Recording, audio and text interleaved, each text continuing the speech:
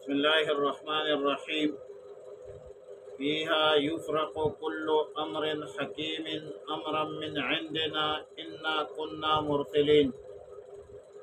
پارہ 25 سورہ الزخرف رکوع 1 آیت نمبر 4 تا 9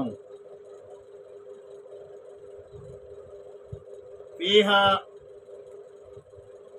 یعنی اس لیلت مبارکت میں یفرق کل امر حکیم ہماری طرف سے ہر حکمت والے معاملے کا فیصلہ کیا جاتا ہے۔ سال بھر کے معاملات جو سارے کے سارے حکمت پر مبنی ہوتے ہیں، جس کا انجام اللہ ہی کو منظور ہو، اس کے لیے طریقہ کار ترتیب کو متعین کر کے متعلقہ فرشتوں کو سپرد کر دی جاتی ہے۔ اور چونکہ شب قدر کی رات ایسی مبارک رات ہے جس کو اللہ تعالی نے اپنی حکمت بالغہ سے منتخب فرمایا ہے، اور یہ حکم الہی ہے، من جانب اللہ ہے، اور یا رسول اللہ صلی اللہ علیہ وسلم ہم آپ کو یہ پیغام بنانے اللہ کی معرفت اللہ کے بندوں تک پہنچائے اور اللہ کے معرفت سے اللہ کے بندوں کو آگاہ کرے۔ ظاہر ہے بلا شبہ اللہ رب العالمین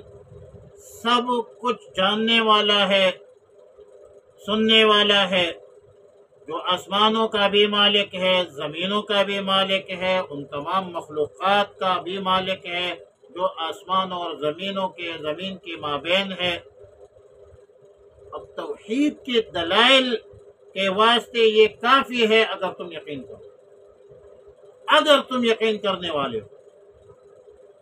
اور اسی لیے آیت نمبر 8 میں توحید کی تصریح موجود ہے، توضیح ہے کہ اللہ کے بغیر کوئی معبود نہیں، کوئی مسجود نہیں، کوئی مقصود نہیں، وہی جان ڈالتا بھی ہے، وہی جان نکالتا بھی ہے۔ موت بھی اللہ کے قبضے قدرت میں، حیات بھی اللہ کے قبضے قدرت میں۔ وہی تمہارا رب ہے اور تمہارے باپ دادا کا پردادا کا بھی رب ہے۔ اب اس توضیح اور تصریح کا تقاضا یہ تھا کہ یہ لوگ اطاعت کر لیتے، فرمانبرداری اختیار کر لیتے، اللہ تعالیٰ کے احکامات اور رسول اللہ صلی اللہ علیہ وسلم کی تعلیمات مان لیتے، لیکن یہ بدبخت لوگ غفلت میں پڑے رہتے ہیں، یہ بدبخت لوگ شک میں پڑے رہتے ہیں، شبہات میں پڑے رہتے ہیں،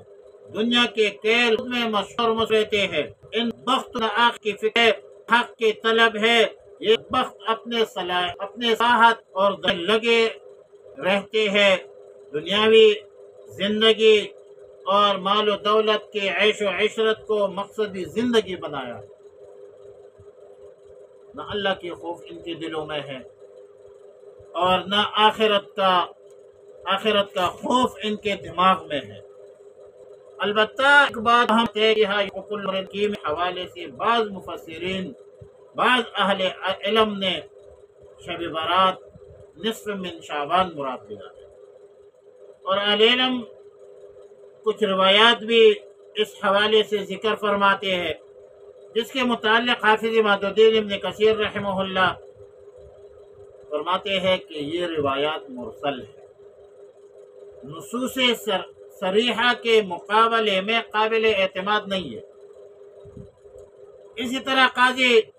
ابو بکر ابن عربی فرماتے ہیں کہ نصف من شعبان کے حوالے سے کوئی قابل اعتماد روایت جو ہے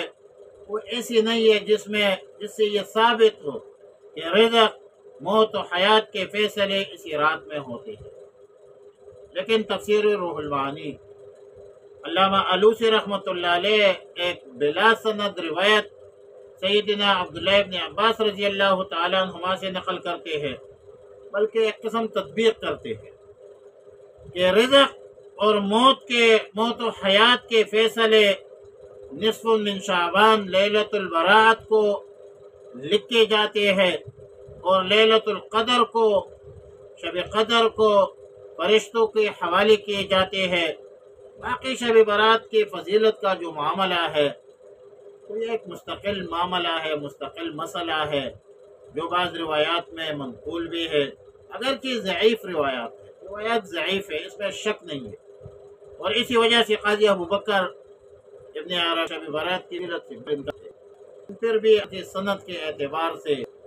روایت ضعیف ہے، کمزور ہے، لیکن تعدد طرق اور تعدد روایات سے ایک طرح کی وہ ایک قوت حاصل ہو جاتی ہے، اس لیے بہت سے مشائخ نے اس کو قبول بھی کیا ہے، کیونکہ فضائل اعمال میں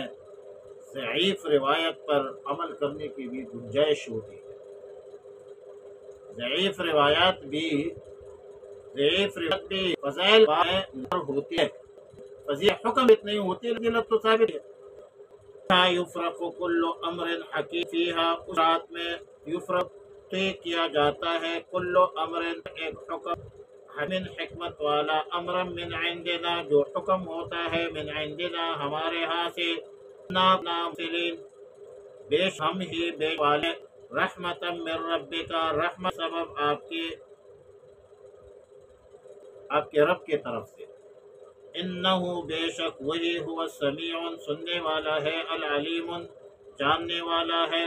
رب السماوات رب ہے آسمانوں کا، والارض زمین کا، وما بینہما اور جو کچھ اس کے درمیان ہے، ان کنتم موقنین اگر ہو تم یقین کرنے والے، لا